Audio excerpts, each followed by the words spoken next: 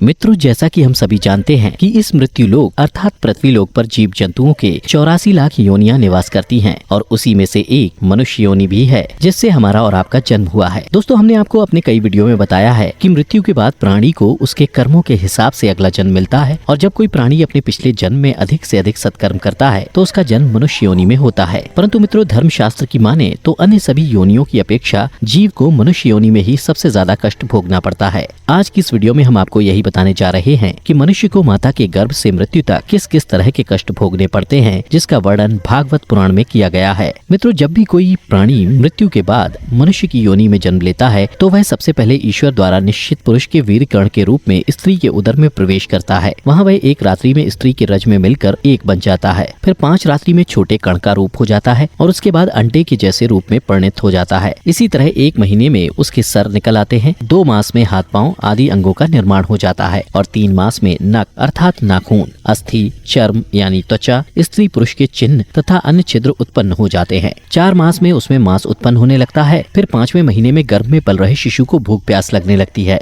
और 6ठे मास से झिल्ली से लिपटकर वह कोख में घूमने लगता है। उस समय माता के द्वारा ग्रहण किए हुए अन्न जल आदि से उसकी भूख मिटने लगती है और वह कृमि आदि जंतुओं के उत्पत्ति स्थान में पड़ा रहता है। वह सुकुमार तो होता ही है, जब वहाँ के भूखे कीड़े उसके अंग नोचते हैं तब अत्यंत क्लेश के कारण वह क्षण क्षण में अचेत हो जाता है। इतना ही नहीं, माता के खाए हुए कड़वे, तीखे, गरम, नमकीन, रूखे और खट्टे आदि पदार्थों का स्पर्श होने से उसके सारे शरीर में पीड़ा होने लगती है। वह जीव माता के गर्भाशय में झिल्ली से लिपटा और आंतों से घिरा रहता है। उसका सिर पेट की ओर और पीठ और गर्दन कुंडलाकार मुड़े रहते हैं। माता के गर्भ में मनुष्य पिंजरे में बंद पक्षी की भांति पराधीन एवं अंगों को हिलाने डुलाने में भी असमर्थ रहता है। इस अवस्था में उसे दिव्य शक्ति के द्वारा स्मरण शक्ति प्राप्त होती है, जिसके बाद उसे अपने पिछले जन्मों के कर्म याद आ जाते हैं। फिर वह बेचैन हो जाता है और उसका दम घुटने लगता है। फिर 7वां महीना आरंभ होने पर उसमें ज्ञान शक्ति भी पनपने लगती है, जिसकी वजह से वह एक स्थान पर नहीं रहना चाहता। तब स्थूल शरीर में बंधा हुआ वह जीव अत्यंत भयभीत होकर दीन वाणी से कृपा याचना करता हुआ हाथ जोड़कर उस प्रभु की स्तुति करता है जिसने उसे माता के गर्भ में डाला है। माता के गर्भ में उपस्थित जीव प्रभु से यह याचना करता है कि हे प्रभु, माना मैं बड़ा अधर्मी हूँ, माना मैं बड़ा अधर्मी हूँ, माना मैं बड़ा अधम हूँ,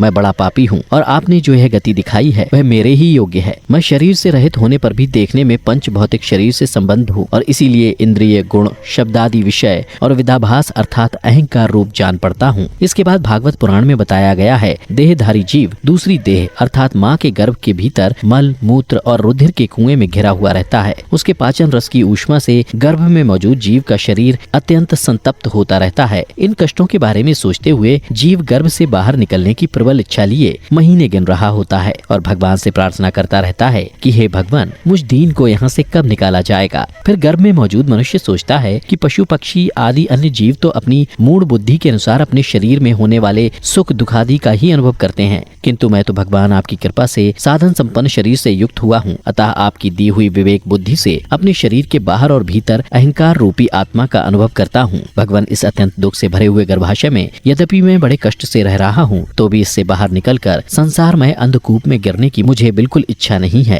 क्योंकि उसमें जाने वाले जीव को आपकी माया घेर लेती है, जिसके कारण उसके शरीर में अहम बुद्धि हो जाती है और उसके परिणाम में उसे फिर इस संसार चक्र में ही रहना होता है। इसलिए वह भगवान से बार बार विनती करता रहता है कि वे उसे इस कष्ट से और सांसारिक मोह माया से जितनी जल्दी हो सके उतनी जल्दी मुक्ति दे दें। फिर 9वें या 10वें महीने में जब मनुष्य अपनी माता के गर्भ से इस मृत्यु लोक में आता है तो वह उसकी सारी स्मृति नष्ट हो जाती है। वह विपरीत गति को प्राप्त होकर बार बार जोर जोर से रोने लगता है। फिर माता पिता के द्वारा उसका पालन पोषण किया जाता है। शिशु अवस्था में जब मनुष्य को खाट पर सुला दिया जाता है तो उसे खटमल आदि जैसे कई कीड़े काटते रहते हैं, लेकिन तब उसमें शरीर को खुजलाने, उठाने अथवा करवट बदलने की भी सामर्थ्य न होने के कारण वह बड़ा कष्ट पाता है। उसकी त्वचा बड़ी कोमल होती है, इसलिए वह सिवा रोने के कुछ नहीं कर सकता। इसी तरह मनुष्य बाल्यावस्था के दुख भोग कर युवा अवस्था में पहुंचता है। इस समय उसे यदि कोई इच्छित भोग नहीं प्राप्त होता तो अज्ञानतावश उसका क्रोध बढ़ जाता है और वह शोकाकुल हो जाता है। देह के साथ ही साथ अभिमान और क्रोध बढ़ जाने के कारण मनुष्य अपना ही नाश करने के लिए दूसरे कामी पुरुषों के साथ वैर कर लेता है।